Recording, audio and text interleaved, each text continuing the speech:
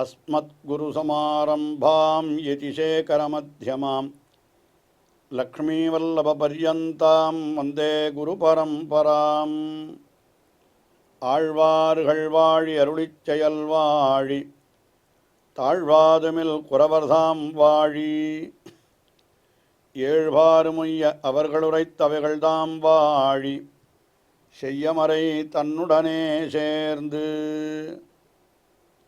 அகலகில்லே நிறையுமென் அலர்மேல் மங்கை உரைமார்பா நிகரில் புகழாய் உலகம் உன்னுடையாய் என்னையாழ்வானே நிகரிலமரர் முனிக்கணங்கள் விரும்பும் திருவேங்கடத்தானே புகழொன்னில்லா வடியேன் உன்னடிக்கீழமர்ந்து புகுந்தேனே அகில புவன ஜன்மஸ்தேம பங்காதிலீலே வினத விவிதபூதவ்ராதரக்ஷைகதீக்ஷே ஸ்ருதிசரசி விதீப்தே பிரம்மணி ஸ்ரீனிவாசே பவது மம பரஸ்மின் ஷேமுஷி பக்திரூபா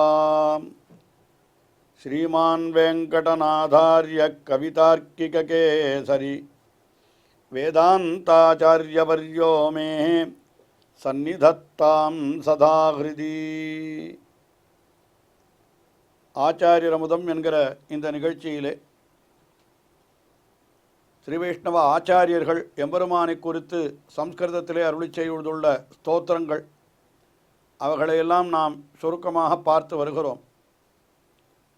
பூர்வாச்சாரிய பரம்பரையிலே அவதரித்தவர்களான ஆச்சாரியர்களிலே ஆளவந்தார் தொடங்கி ஆச்சாரியர்கள் பலர் அருளி செய்த ஸ்தோத்திரங்கள், ஆளவந்தார், திருக்கச்சி நம்பி, எம்பெருமானார், கூரத்தாழ்வான், பராசர பட்டர் என்று பல பேர் அருளி செய்த ஸ்தோத்திரங்களுடைய விளக்கங்களை எல்லாம் பார்த்தோம்.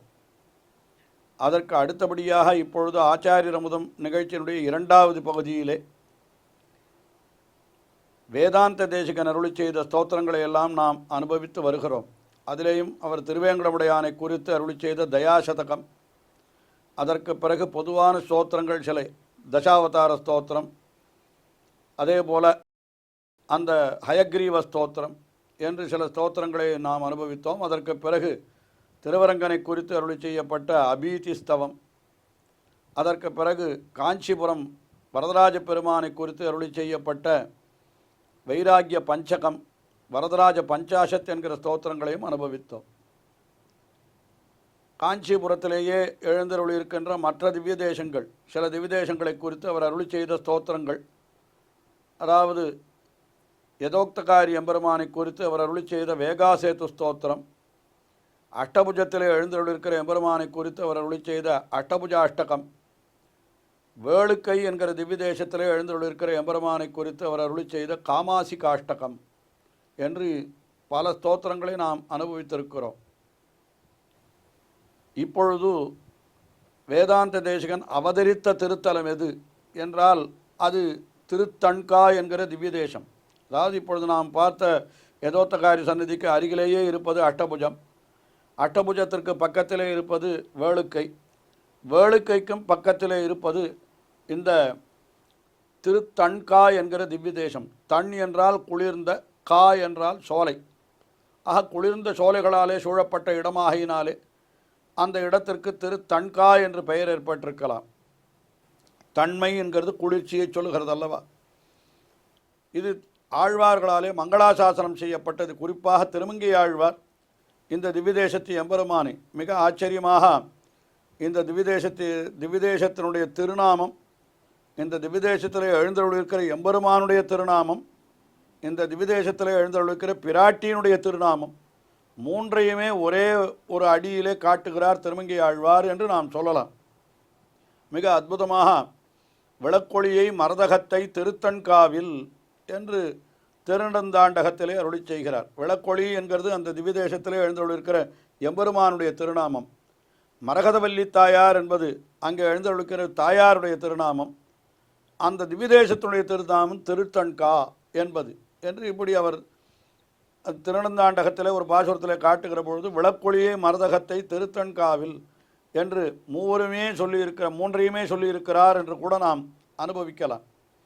இப்படி இந்த திருத்தண்கா என்கிற திவ்ய தேசம் இங்கே தான் வேதாந்த தேசிகன் அவதரித்தார். இந்த திருத்தண்காவிலே தான் அவருடைய அவதார ஸ்தலமும் அமைந்திருக்கிறது. இன்றைக்கும் நாம் போய் அங்கே அந்த அவதார ஸ்தலத்து வேதாந்த தேசிகனை நாம் சேவிக்கலாம். அந்த திவ்ய தேசத்து அந்த திருத்தன்காய் என்கிற எம்பெருமானை குறித்து ஒரு ஸ்தோத்திரத்தை அருளி செய்துள்ளார் வேதாந்த தேசிகன். அதாவது தம்முடைய தாம் அவதரித்த திவ்ய தேசம் இல்லையா அது, அதனால் அவருடைய திவ்ய தேசமே அது. அந்த திவ்ய தேசத்தில் எழுந்துள்ளிருக்கிற எம்பெருமானை குறித்தும் ஸ்தோத்திரம் அருளி செய்கிறார். காஞ்சிபுரத்தில் இருக்கிற யதோத்தகாரி, அஷ்டபுஜம், வேளுக்கை, வரதராஜ பெருமாள் என்று மற்ற திவ்ய தேசங்களுக்கு அருளி செய்தார் போல இங்கே தம்முடைய திவ்ய தேசத்திற்கும் அருளி செய்கிறார். இங்கே எழுந்துள்ளிருக்கிற எம்பெருமான், அவனுக்கு விளக்கொளி என்கிறது திருநாமம். என்ன காரணம்? இதுவும் கூட சொல்லுகிறார்கள். அதாவது இந்த பிரம்மாவானவர் யாகம் செய்தார் அல்லவா, வரதராஜ பெருமான் அந்த யாகத்திலிருந்து தான் பின்னால் தோன்றினான். ஆனால் அந்த யாகத்தை கெடுப்பதற்கு பல பேர் பலவிதமாக முயற்சி செய்கிறார்கள். முதலிலே சரஸ்வதி நதி தடுக்க பார்த்தாள். அதற்காகத்தான் திருவேக்கா யதோக்தகாரி எம்பெருமானுடைய அவதாரம் ஏற்பட்டது. இன்னும் பல அசுர ராட்சசர்கள் வந்தார்கள். அவர்களை தடுப்பதற்காகத்தான் எம்பெருமான் 8 திருக்கைகளோடு வந்தான் என்றெல்லாம் சொல்லுகிறார் போலே அந்த சமயத்தில் பெரும் இருளை ஏற்படுத்தி அந்த யாகத்தில் எதுவுமே ஒருத்தருக்கு ஒருத்தர் தெரிந்து கொள்ள முடியாதபடிக்கு அப்படி பெரிய இருளை ஏற்படுத்தி விட்டார்களாம் அசுர ராட்சசர்கள். அந்த சமயத்தில் எம்பெருமான் அந்த இடத்துல விளக்கொளியாக வந்து எல்லோருக்கும் பேரொளியை கொடுத்தான் என்கிற காரணத்தினாலே அவனுக்கு விளக்கொளி என்கிற திருநாமம். அது தமிழிலே விளக்கொளி என்றும், அது அப்படியே சம்ஸ்கிருதத்தில் தீப பிரகாஷர். தீபம், விளக்கு என்னால் தீபம், பிரகாசம் என்னால் ஒளி. ஆக தீப பிரகாசன் என்கிற திருநாமத்தோடு அங்கே எம்பெருமான் நல்ல தேஜஸோடு அங்கே தோன்றினான் என்று அப்படி ஒரு சரித்திரம் சொல்லப்படுகிறது. அப்படிப்பட்ட அந்த எம்பெருமானுக்கு தீப பிரகாசன் என்றே திருநாமம் வடமொழியிலே. அந்த எம்பெருமானை குறித்து அருளி செய்கிற ஸ்தோத்திரத்திலே வேதாந்த தேசிகன் முக்கியமாக ஒரு கருத்தை தெரிவிக்க வேண்டுமென்று திருவுள்ளம் கொண்டார். அதாவது ஸ்ரீ வைஷ்ணவ சம்பிரதாயத்திலே இந்த சரணாகதி என்கிறது இருக்கிறது. அதாவது எம்பெருமானையே உபாயமாக கொண்டு அவனை பற்றுதல். அவனே நம்முடைய இரட்சகன், அவன்தான் நம்மை காக்க வேண்டும்.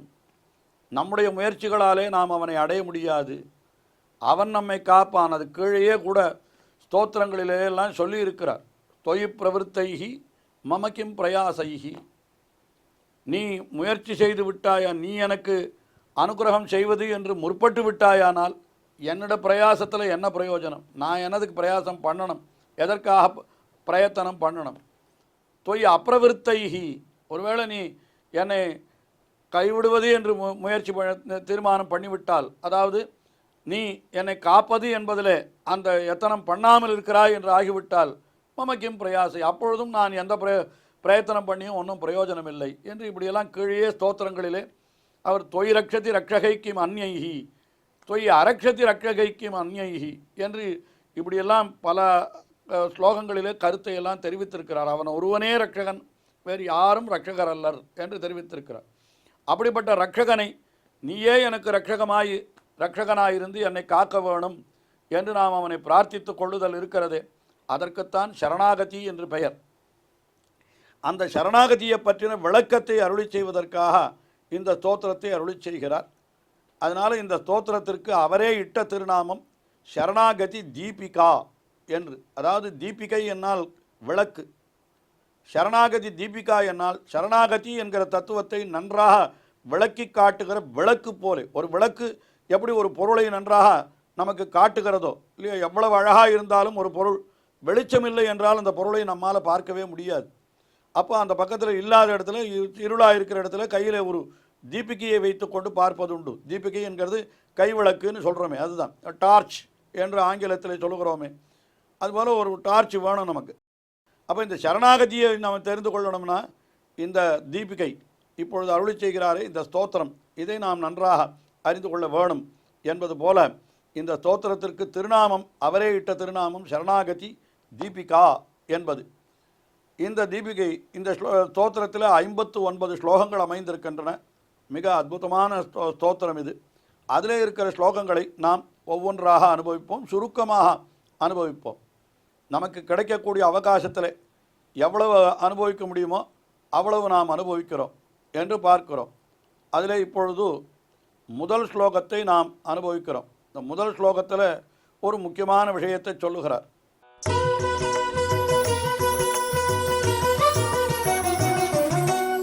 பத்மாபதேஹே ஸ்துதிபதேன விபட்சமானம் பஷ்யந்த்விஹ பிரபதன பிரவணா மகாந்தஹ மத்வாக்கிய சம்வலிதம் அப்யஹஜத் ஸ்வபாவம் மான்யம் யதீஸ்வர மகானச சம்பிரதாயம்.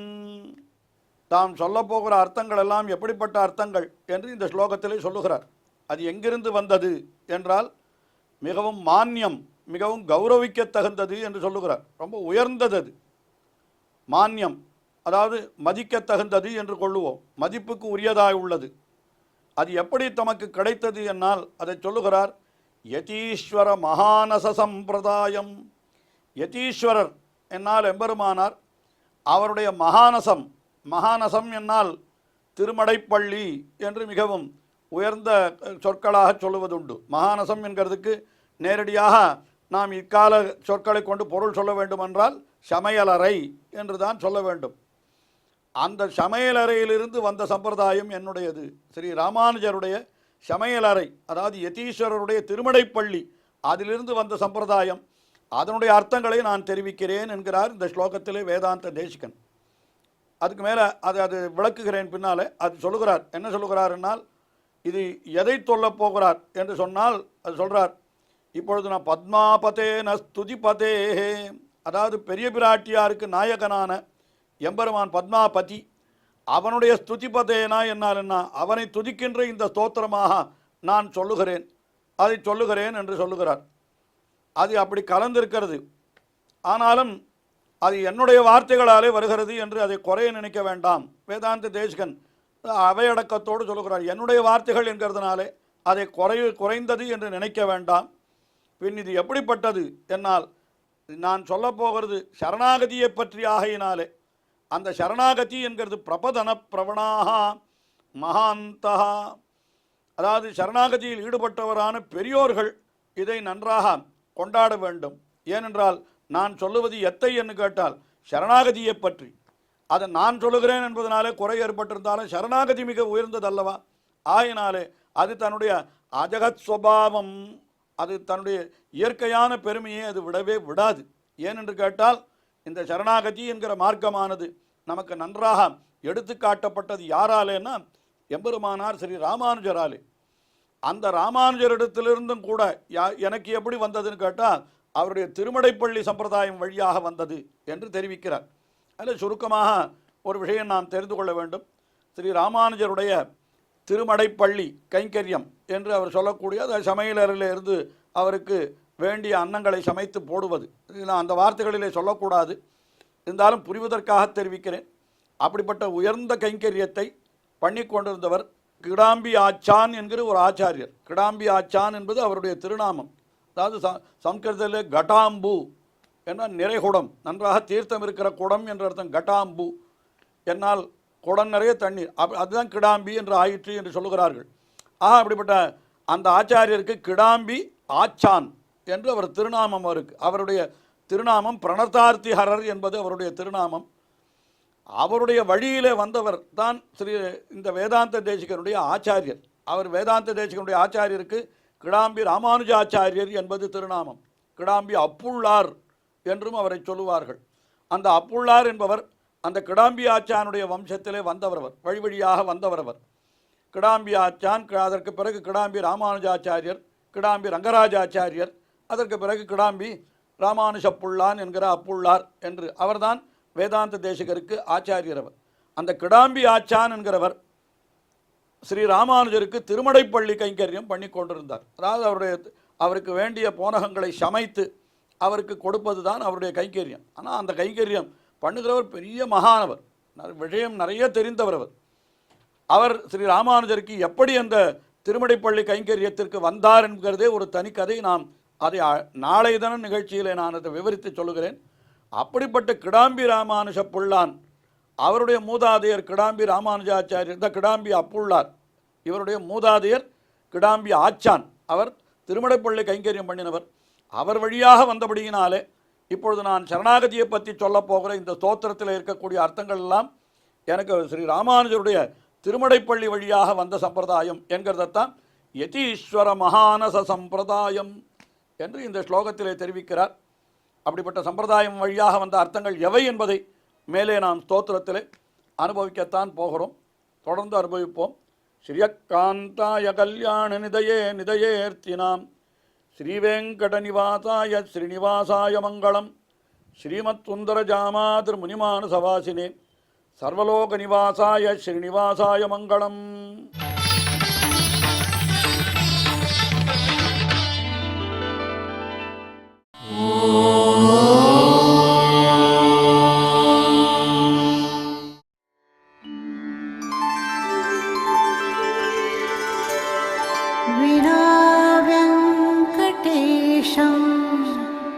ननाथो ननाथः सदा वेङ्कटेशं स्मरामि स्मरामि. हरे वेङ्कटेश प्रसीद प्रसीद. प्रियं वेङ्कटेश प्रयच्छ प्रयच्छ.